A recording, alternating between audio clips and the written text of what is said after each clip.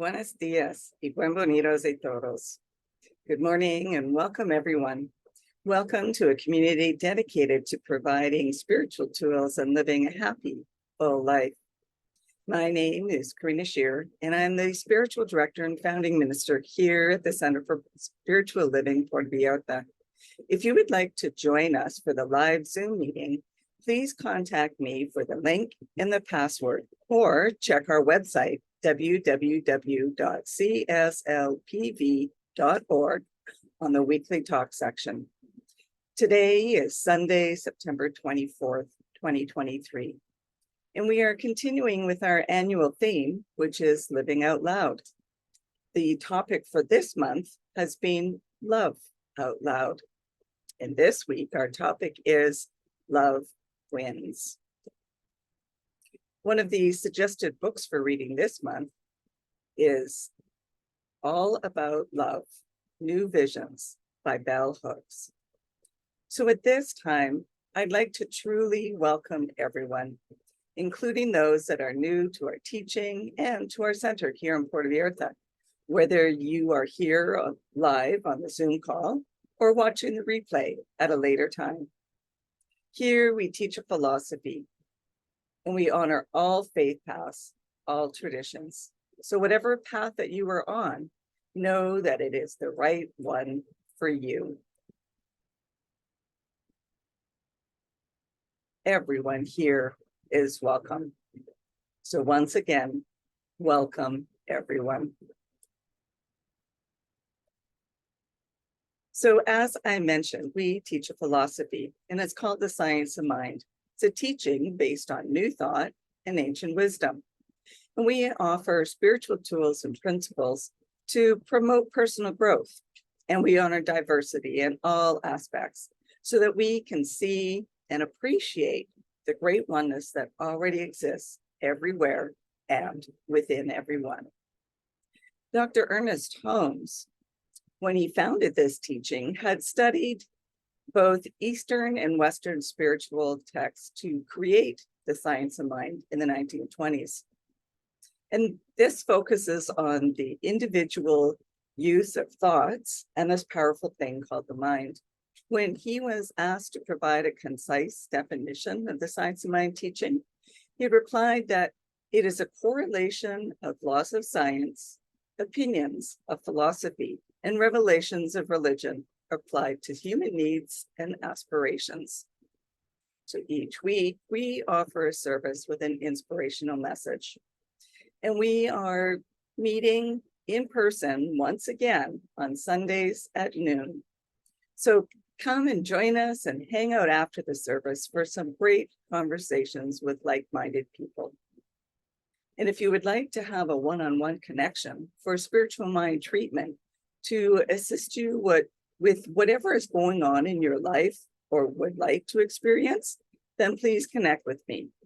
And if you would like to commit to being a member of the Center for Spiritual Living Puerto Vallarta for this current year, or if you would like to be on a board of trustees, please contact me so you can be sent the current forms. I'd also like to remind you to like and subscribe to our YouTube channel and Facebook page. Once again, we will be offering Science of Mind teaching classes. So if you are interested, we will be offering these starting in October. And we'll also have a few interesting workshops offered later this year as well. So please connect with me for the details or check on our website. And please let me know if there's another course, a workshop, or even a book study that you would be interested in taking so that we can plan for these as well. And so now let's together review our purpose, vision, and mission statements. We have a grand purpose here each week, and that is to awaken and celebrate diversity and to love and serve our community. This is supported by our vision, creating the life you desire, and further supported by our mission to provide spiritual tools for personal growth and transformation.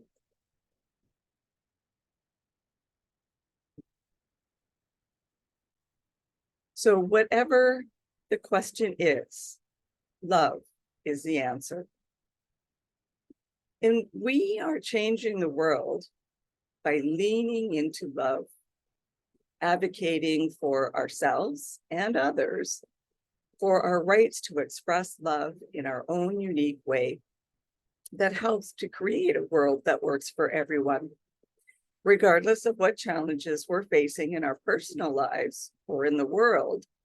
Love is the answer. The universe makes no mistakes, and every experience is unfolding for the highest and best for the world at large. When we live from the understanding that love always wins, we consciously see how love is always unfolding right in front of us. This is what it says in the Science of Mind. If we look at love long enough, we shall become lovely, for this is the way of love. God is love. If we gaze longingly at joy, it will make its home with us, and we shall enter into portals and be happy.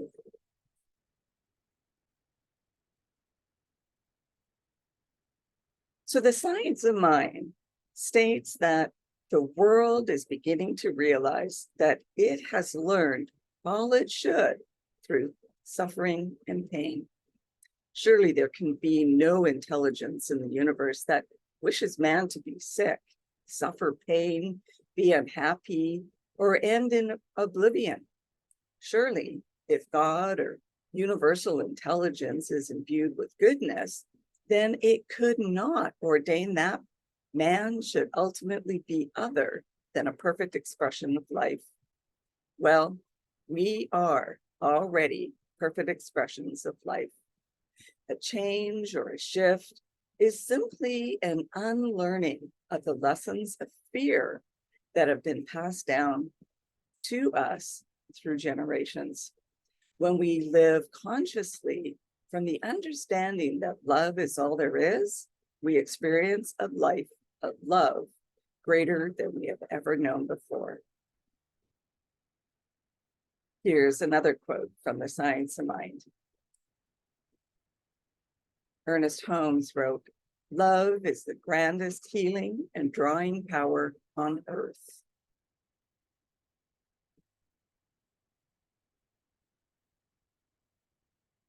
So many people look at the events in the world and are concerned for our future.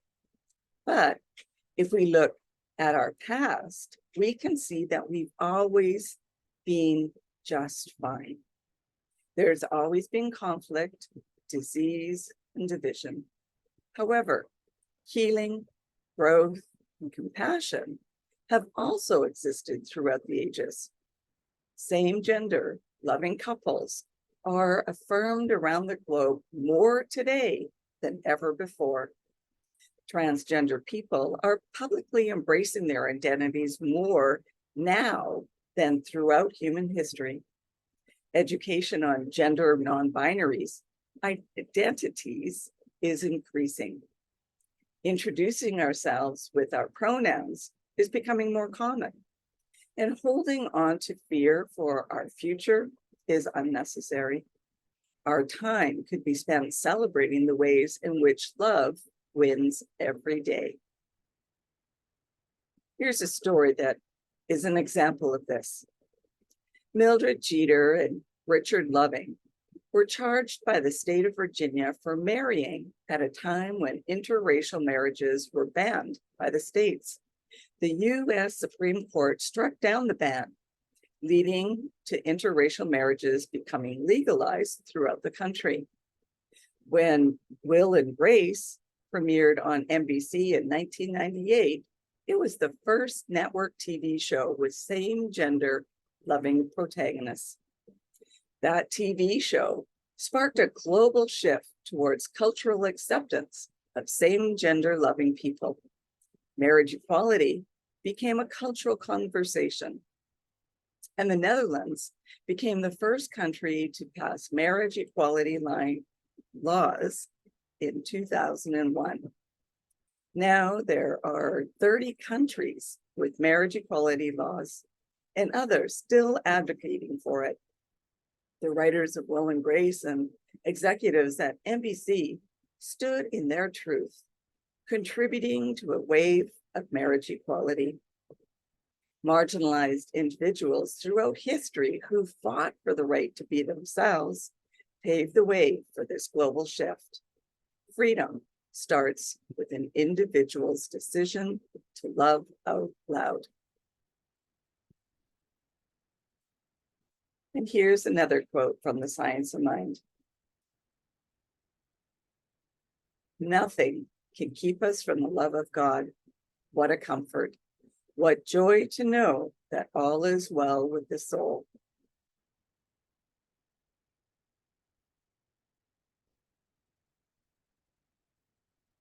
So truly, love is the solution to every problem. Any experience that causes conflict is actually an invitation for a shift. When we dive deeper into love to resolve any situation that arises, we allow for that shift to occur. Conflict allows for us to practice radical forgiveness. Radical forgiveness is a concept that goes beyond traditional forgiveness by encouraging individuals to release deep-seated resentment, anger, and negative emotions toward someone who has presumably wronged them in a profound and transformative way. It involves a shift in perspective and a willingness to let go of the desire for revenge, retribution, and focusing instead on personal growth and healing.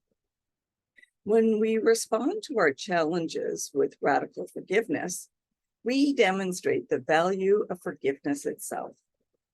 Radical forgiveness promotes empathy and compassion so that we can have an opportunity to realize that the other person is also on a journey of their own and may have acted out of their own pain or ignorance. Our choices serve as an example to others of how radical forgiveness can look. Every challenge is an invitation to discover how love resides behind it. In A Return to Love, Marianne Williamson wrote this: "Love is what we were born with. Fear is what we have learned here. The spiritual journey is the relinquishment or unlearning of fear and the acceptance of love back into our hearts."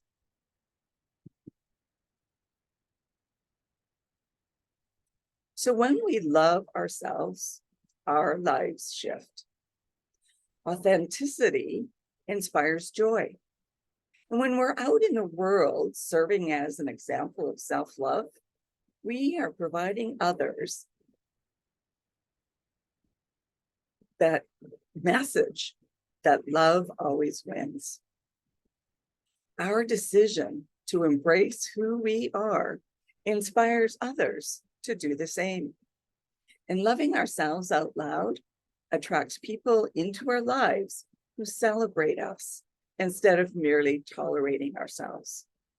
Loving ourselves and each other aligns us with beautiful opportunities, experiences, and peace.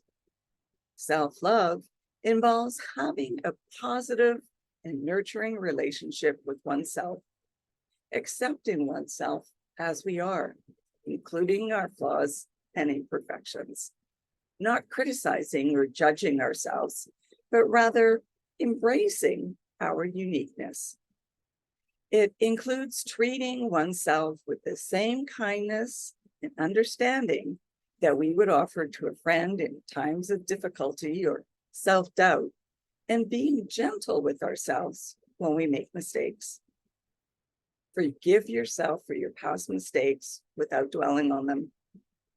It's about learning from these experiences and using them for personal growth and improvement. Do things that bring joy to yourself and a sense of purpose.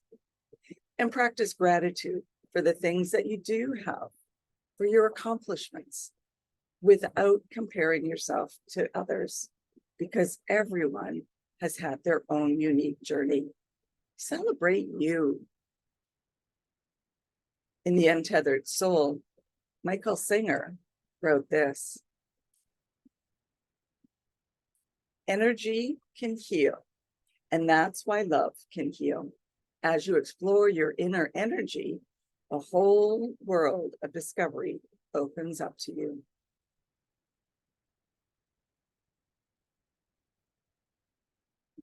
So in conclusion, we all have the power to respond to the conflict around us with love.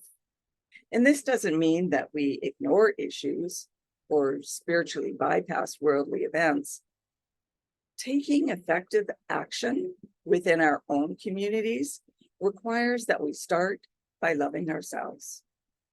It's important to find the balance between self-care and giving back to our own communities. Loving the people around us is a more constructive way to use our time rather than complaining. When we serve by example and share our experiences with the people around us, we inspire others to do the same. And I'll leave you with this final quote.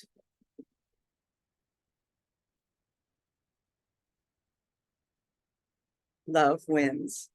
Love always wins.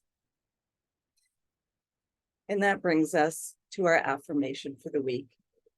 I choose to remain conscious and aware of the presence of love. And now it's our time for mindfully giving back, where we are spiritually fed. Donations are gratefully received using PayPal or Tithely on our website, www.cslpv.org. Alternatively, if you still like to write out paper checks, you can do so by addressing it to CSLPV number 403, 2125 Birch Road, Kelowna, BC, B1Y8N1. And now, if you would like to join me in our offertory affirmation. I know that my giving blesses and multiplies all that I am, all that I have, and all that I give and receive. I do give eternal thanks for the abundance that is mine to share.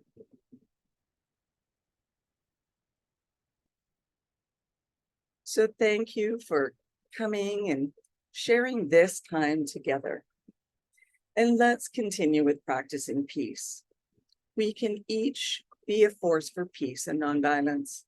Our words and our actions create ripples of peace all around us and beyond. Peaceful living includes acting with compassion, kindness, and consideration. And it also includes standing up against injustice. May peace and love be with you. Blessings to all. Namaste.